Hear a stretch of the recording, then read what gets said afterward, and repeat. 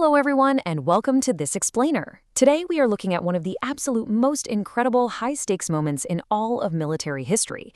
We're going to unpack a famous campaign narrative from the Romance of the Three Kingdoms, and honestly, it operates exactly like a ticking clock thriller. We're talking about the birth of a legendary military hero, a moment of just sheer tactical drama, and a command tent decision that quite literally changed the course of Chinese history. We've pulled together some fascinating details directly from the source text to guide us through this monumental event, so let's jump right in.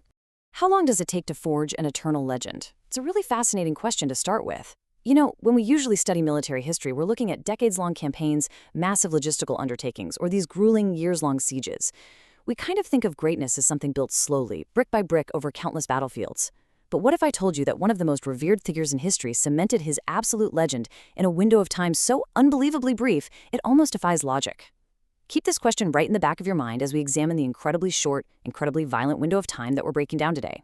1990 AD.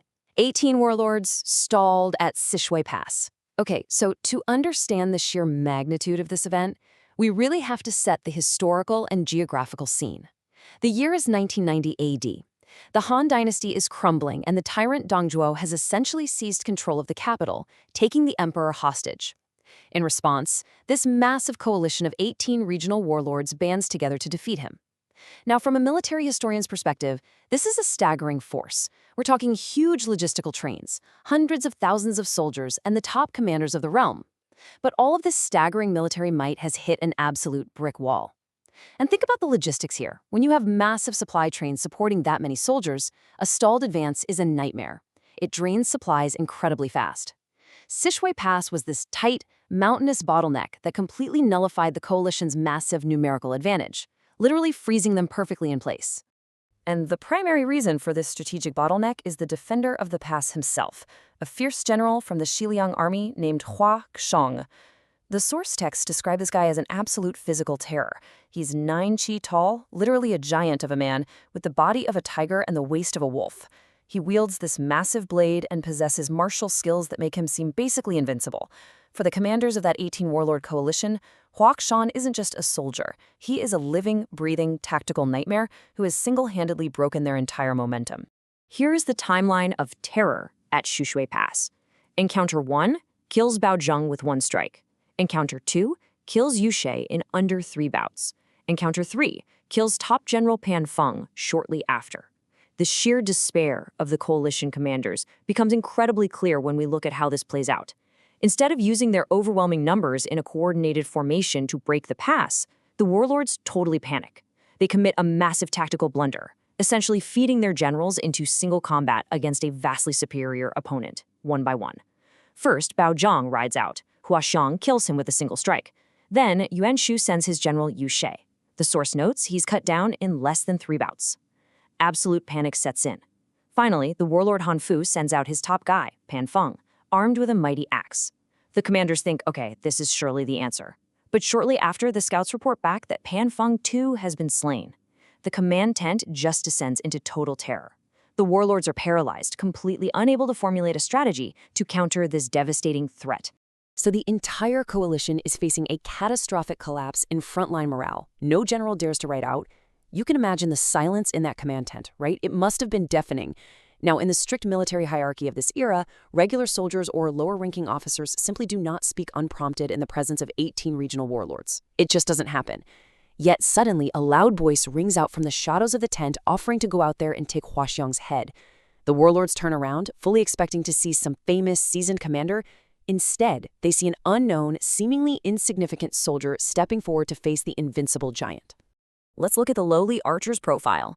Name, Guan Yu. Rank, mounted archer. Height, 9 chi. Beard, 2 chi long. Face, red as heavy dates. Weapon, Green Dragon Crescent Blade.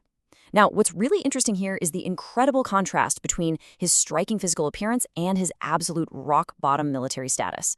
I mean, he stands an imposing 9 chi tall, which makes him exactly equal in height to the terrifying Hua Xiong. He's got this magnificent 2 chi long beard, a face as red as heavy dates, and he carries a massive, at the time, unnamed weapon, the Green Dragon Crescent Blade. He quite literally looks like a god of war. Yet, when the warlords question him about his rank, he reveals he is a mere mounted archer serving under Liu Bei. In the strict military hierarchy of the time, that is the lowest of the low. Evaluating the clash of commanders, we have Yuan Shu's arrogance. How dare a mere archer speak up? Beat him. Versus Cao Cao's pragmatism. He has courage. Let him try. Pour the wine. This brilliantly illustrates a crucial clash in military leadership and decision-making. On one hand, you have the warlord Yuan Shu, who is entirely blinded by arrogance and rigid protocol. He is absolutely furious that a lowly archer would dare speak to generals, fearing it'll make the coalition look hopelessly weak to the enemy. He actually orders Guan Yu to be beaten and removed. But conversely, we see the brilliant pragmatism of Cao Cao. Cao Cao completely ignores the rigid class structure. He coldly assesses the tactical situation, observes Guan Yu's imposing physical presence in sheer confidence, and realizes, hey, we have absolutely nothing to lose here. He advocates for Guan Yu, saying, he has courage, let him try, and orders a cup of hot wine to be poured for the warrior to drink before battle. Pour it, I'll be right back. So Cao Cao hands the steaming cup of hot wine to Guan Yu to wish him victory. But Guan Yu, he flat out refuses it. With just supreme confidence, he simply says, pour it, I'll be right back.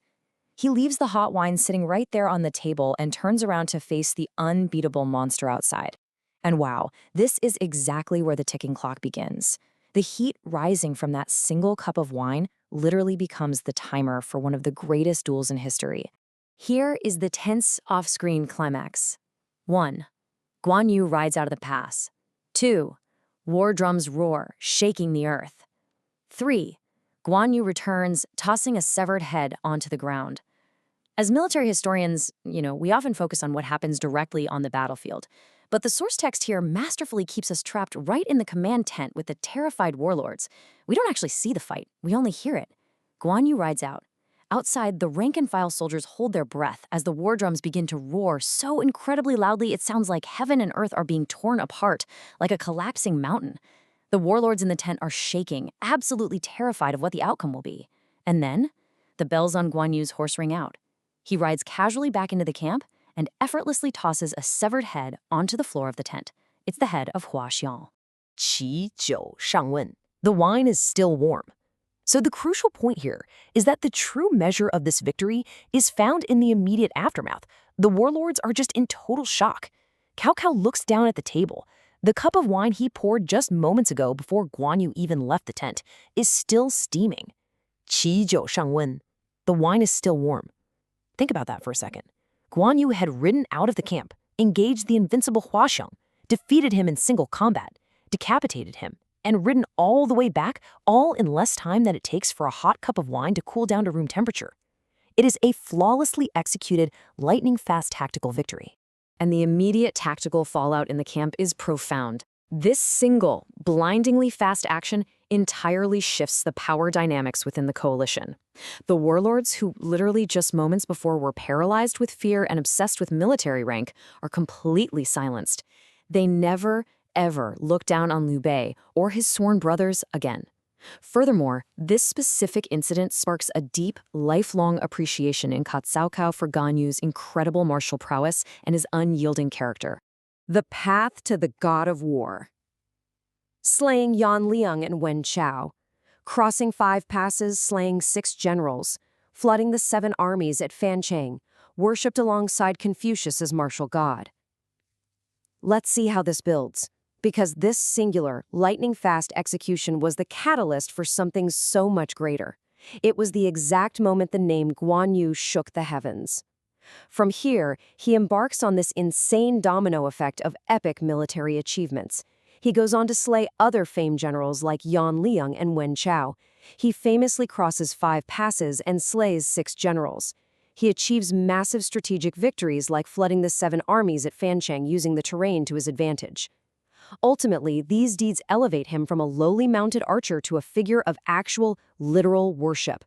Today, Guan Yu is revered as the martial god, holding a status basically parallel to Confucius in Chinese culture. And it all traces back to that one specific moment outside Sishui Pass. A fleeting moment of warm wine that left an eternal legacy. It really is a testament to the fact that in the chaotic theater of war, history isn't always decided by the largest army or the longest, most drawn-out siege. Sometimes it is decided in a matter of minutes by an unknown soldier who possesses the supreme confidence to walk straight into certain death and return victorious before his drink even gets cold. If greatness can be proven before a cup of wine cools, what talent are we dismissing today because of a low rank? Which brings us to a final thought to take away from this explainer. We saw how Yuan Shu almost cost the coalition a massive victory because he just couldn't see past Guan Yu's rank as a lowly archer. He was entirely blinded by the superficial metrics of status. So if true greatness, the kind of greatness that literally echoes for millennia, can be proven in the brief time it takes a cup of hot wine to cool, what immense talent might we be dismissing in our own lives or our own organizations simply because they currently hold a low rank? Thank you so much for joining me for this analysis. I really hope it sparked your curiosity to go out and learn even more about the incredible history and strategy of the Three Kingdoms era.